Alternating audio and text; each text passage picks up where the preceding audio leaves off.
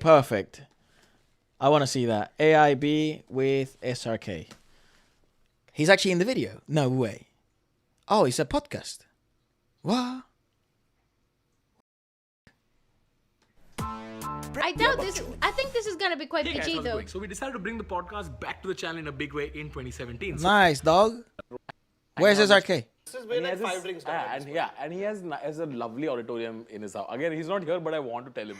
I like him. He's one. And मेरे को बता दे समझ में रही. so now we're in the auditorium, and he's like, "This is where I play PlayStation. You know, I play So you FIFA, play and FIFA all. and all, yeah. FIFA and all. Okay." And Rohan is plastered by this one. Okay, and Rohan's like, "Oh, we He's should play plastered. FIFA." And Shah Rukh's like, "Yeah, we should play FIFA." Rohan's like, "I'll get my PlayStation." Okay, and Shah Rukh's like, I have a PlayStation. I have an auditorium, bro. Like, why would I not have a? Like, I'm rich, dog. Guys, you're broke. I want to see him because he's interesting because obviously this guy's reputation must be like brutal, though, isn't it? Oh yeah, but they really don't care. Like I don't very think they give a obviously, fuck. They don't care. But I'm interested how like big stars are gonna like, because showbiz is different. Hello and welcome to the AIB They're very pod- anti-showbiz from Oh, what I'm totally. understanding. Very obviously. podcast. Khamba, say hello. Hi. He's always upset. always, just perpetually. So the Actually angry. podcast we discussed.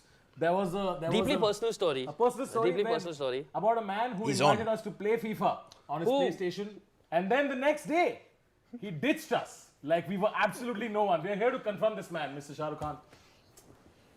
Why? I got one question, sir. I'm wondering why today also.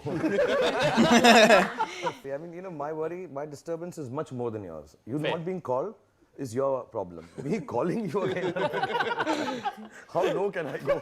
That's the thing, like after the roast, all our fans just began to assume that we just hang out with you guys all the time. Like we hang out with Karan Johar. Like Saturday को हम phone करते Shah Rukh Can I को just tell you, you don't put me in your roast team at all. I have nothing to do with that. I could be like Please, guys, by legal purposes, I do not. Okay, do not put me in with this guy. Planet. I don't know. Wow. I distance myself completely from roast. मुझे सिर्फ chicken मालूम. Hey, only chicken. Roast खाता हूँ मैं को chicken बहुत अच्छा लगता है और Me pita too, वालों guys. I मैं love chicken. खाता भी नहीं. Pizza people, I don't even eat chicken. No, no.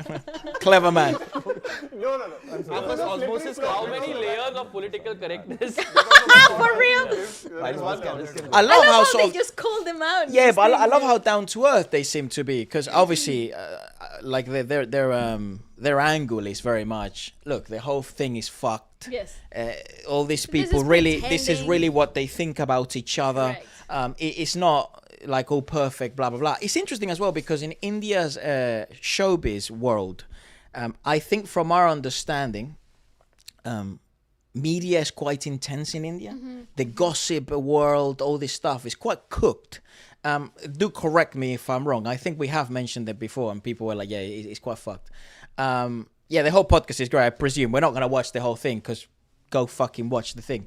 But it has great vibes though. This is fab. it's amazing that because everything seems to be so tight as well in Indian entertainment industries, there is a gap, or there was a gap in the market for someone with balls of steel, It's true. willing to just take it on the fuck chin. it. Yeah. And I think I would presume that they probably got in a bunch of legal trouble at some most point or definitely. whatever the hell. Well, with that whole YRF situation, they had The dispute with all that hard time stuff. with that legally, for So sure. you really needed someone who was able to or willing to sort of take it in their mouth, and then they probably skyrocketed out of nowhere definitely. because no one. was daring to say these things publicly, which I think it resonated with a lot of people because obviously people feel that way. They can read through Right. some of that pretense, so it's actually quite refreshing to see somebody bringing it to the table. This type of characters were very common and popular, and they still are. Now, not as much because there's way more of a market and way more competition. But at the beginning, in the early 2000s, in Venezuela, in South America, Mexico, this type of personalities started coming up on YouTube, like 2010s, 2009s, 2011s. And they must have known. They must have known that they had a really limited gap for them to be famous, gain a lot of attention, and then trouble. Would come. It's like short-lived, Yeah. but you do have the chance because you're first To that you become could build a legendary. career off yeah, of this. become absolutely legendary with it. And I'm sure the boys Mexico is like Mexico. Where is Mexico? I'm sure the boys became very wealthy from this, and they probably had to deal with a bunch of shit.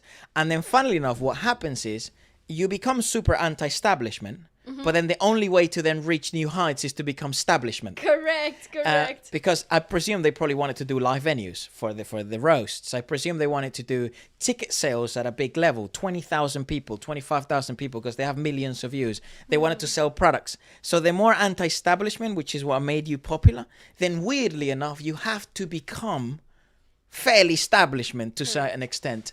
So it's very interesting, like very, very, very curious on what happens to these types of individuals. I hope they're doing well, and it's always important to have commentary type of people that are willing to just fuck it.